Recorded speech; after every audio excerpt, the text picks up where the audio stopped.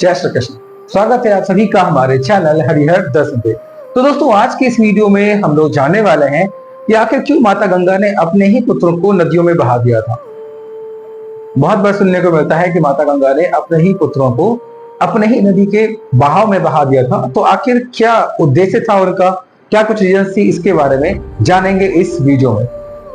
दोस्तों, अगर आपने अभी तक चैनल को सब्सक्राइब या फॉलो या लाइक नहीं किया है तो चैनल को सब्सक्राइब फॉलो जरूर कर लीजिए और इस वीडियो के अंत तक हमारे साथ बने रहिएगा। जो भी आपके कमेंट है या जो कुछ भी आप इस वीडियो के बारे में कहना चाहते हैं या इन्फॉर्मेशन आपको जानना या फिर आप चाहते हैं कि हम आगे उस बारे में वीडियो बनाएं तो कमेंट सेक्शन में कमेंट जरूर कीजिएगा। तो दोस्तों, हुआ यूं, पिछले वीडियो में मैंने बताया था आपको कि अष्टवसुओं को महर्षि वशिष्ठ से श्राप मिला था कि उन्हें मृत्यु लोक में आना पड़ेगा और यहाँ पे कुछ समय तक गुजारना होगा। तो ये कहानी की शुरुआत होती यहाँ से है।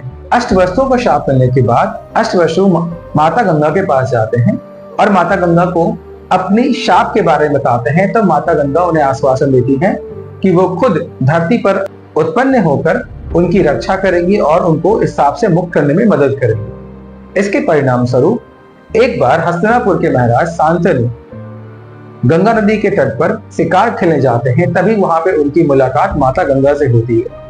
शांतनु माता गंगा को देखकर उन पर मोहित हो जाते हैं और माता गंगा के सामने विवाह का प्रस्ताव रख देते हैं। विवाह का प्रस्ताव मिलने के बाद माता गंगा शांतनु के सामने दो शर्तें रखती हैं। वो शांतनु से कहती हैं कि विवाह के उपरांत शांतनु कभी उन्हें किसी भी कार्य को करने से रोकेंगे नहीं और इसका कारण भी नहीं पूछेंगे। और जिस दिन उन्होंने कि उन्हें किसी भी कार्य को करने से रोका या उसका कारण पूछा, तत्काल माता गंगा शांतनु को छोड़कर हमेशा के लिए चली जाएंगे। लेकिन प्रेम के अभिभूत हुए शांतनु ने उनकी इस बात को बहुत ध्यान नहीं दिया और उन्होंने अपनी हामी भर दी और इस तरह से सम्राट शांतनु और माता गंगा का विवाह हो गया। विवाह के पश्चात पहली बार माता गंगा ने पहले संतान को जन्म दिया। एक तरफ पूरा राजमहल खुश था, पूरा हस्तिनापुर खुश था, लेकिन उसी समय शांतनु ने गौर किया कि माता गंगा अपने पहले पुत्र को लेकर आती हैं, जाकर गंगा के प्रवाह में अपने पुत्र को छोड़ देती हैं।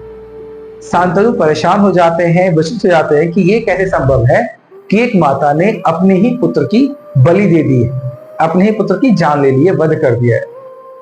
लेकिन वो व्यवस्था है, उनको पता था कि अगर उन्होंने माता गंगा से ये पूछा कि उन्होंने ऐसा क्यों किया तो शायद वो उन्हें हमेशा के लिए छोड़कर चली जाएंगी। इसलिए वे माता गंगा से पूछते नहीं है और इंतजार करते हैं दूसरे पुत्र का। और दूसरे पुत्र के जन्म के उपरांत भी माता गंगा यही करती हैं कि वो दूसरे पुत्र को लेकर जाती हैं और नदी के प्रवाह में विसर्जित कर देती हैं। शांतनु का दिल बार बार टूटता है, किंतु वो बोल नहीं पाते हैं माता गंगा से, कुछ पूछ नहीं पाते हैं कि ऐसा क्यों। इधर पूरे हस्तिनापुर का माहौल बिल्कुल शोकमयी हो जाता है, क्योंकि इस तरीके से तो हस्तिनापुर का कोई भविष्य ही नहीं होगा, क्योंकि उनके पास कोई युवराज ही नहीं होगा। क्योंकि जैसे ही सम्राट शांतनु का कोई पुत्र होता है, माता गंगा उसको नदी में विसर्जित कर देती हैं। तो हस्तिनापुर के भविष्य पर भी गहरा संकट आने लगा था। मंत्रियों ने और राजगुरुओं ने शांतनु को यह समझाया, उनको बताया कि अब बहुत हो चुका है, माता गंगा से पूछना चाहिए कि वो ऐसा क्यों कर रहे हैं, क्योंकि वो सम्राट है और हस्तिनापुर के लिए सोचना उनका फर्ज है, उनका कर्तव्य है। तो इस तरीके से 7 पुत्रों को माता गंगा ने नदियों में बहा दिया। लेकिन जब बारी 8वें पुत्र की आई और वो 8वें पुत्र को भी ले जाके विसर्जित करने जा ही रही थी गंगा घाट पे, कि तब शांतनु का सब्र जवाब दे गया और शांतनु ने माता गंगा को रोक लिया, ये कहते हुए कि तुम ये क्यों कर रही हो, इससे हस्तिनापुर का भविष्य बर्बाद हो जाएगा। तब माता गंगा रुक जाती हैं और वो उस पुत्र को गंगा में विसर्जित नहीं करती, बल्कि शांतनु को अष्टवसुओं को मिले शाप के बारे में बताती है कि ये 8 पुत्र जो हैं वही अष्टवसु हैं जिनको मृत्यु लोक में आना था और उन्हें यहाँ से मुक्ति देनी थी। किंतु ये जो 8वां पुत्र था जिनकी जान शांतनु ने बचा ली, ये वही 8वां वसु है जिसको महर्षि वशिष्ठ ने श्राप दिया था कि तुम्हें बहुत तकलीफ, बहुत दुख झेलना होगा मृत्यु लोक में।